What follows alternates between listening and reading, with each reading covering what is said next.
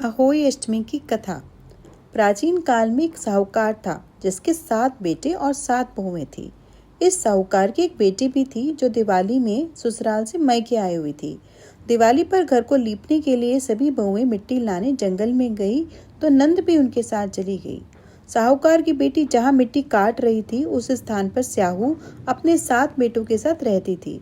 मिट्टी काटते हुए गलती से साहूकार की बेटी की खुरपी की चोट से स्याहू का एक बच्चा मर गया। इस पर क्रोधित होकर स्याहू बोली, मैं तुम्हारी कोख बांधूंगी। स्याहू के वचन सुनकर साहूकार की बेटी अपने सातों भाभियों से विनती करने लगी और उसके बदले में उनसे कोख बनवाने कहने लगी। सबसे छोटी भाभी नंद के बदले अपनी कोख बनवाने के लिए तैयार हो जाती है। इसके बाद छोटी भाभी के जो भी बच्चे होते वो 7 दिन बाद मर जाते थे। सातों पुत्रों के इस प्रकार मृत्यु होने के बाद उसने पंडित को बुलवाकर इसका कारण पूछा। पंडित ने सुरई गाय की सेवा करने की सलाह दी। सुरई सेवा से प्रसन्न हो जाती है और उसे स्याहू के पास ले जाती है। रास्ते में थक जाने पर दोनों आराम करने लगती हैं। अचानक साहूकार की छोटी बेटी की नजर एक और पड़ती है। वह देखती एक सांप गरुड़ पंखनी के बच्चे को डसने जा रहा है और वह उस सांप को मार देती है। इतने में गरुड़ पंखनी वहां आ जाती है और खून बिखरा देखकर उसे लगता है छोटी बहू ने उसके बच्चे को मार दिया है। इस पर छोटी बहू को वो चोंच मारकर मारना शुरू कर देती है। छोटी बहू उस पर कहती है उसने तो उसके बच्चे की जान बचाई है।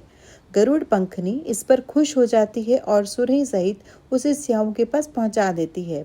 वहां स्याहू छोटी बहू की मेहनत से सेवा से प्रसन्न होकर उसे 7 पुत्र और 7 बहू होने का आशीर्वाद देती है। स्याहू के वचन से आशीर्वाद से छोटी बहू का घर पुत्र और वधुओं से भर जाता है। अर्थ अहोई का अर्थ है कि अनहोनी को होनी बनाना और किसी भी अप्रिय वस्तु से बचाना।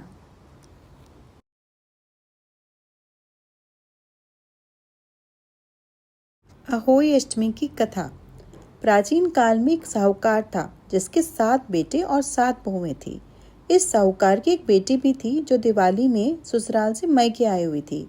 दिवाली पर घर को लीपने के लिए सभी बहुएं मिट्टी लाने जंगल में गई तो नंद भी उनके साथ चली गई।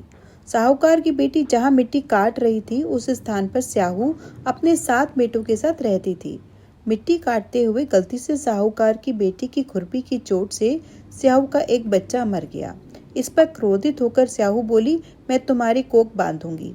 स्याहू के वचन सुनकर साहूकार की बेटी अपने सातों भाभियों से विनती करने लगी और उसके बदले में उनसे कोख बनवाने कहने लगी।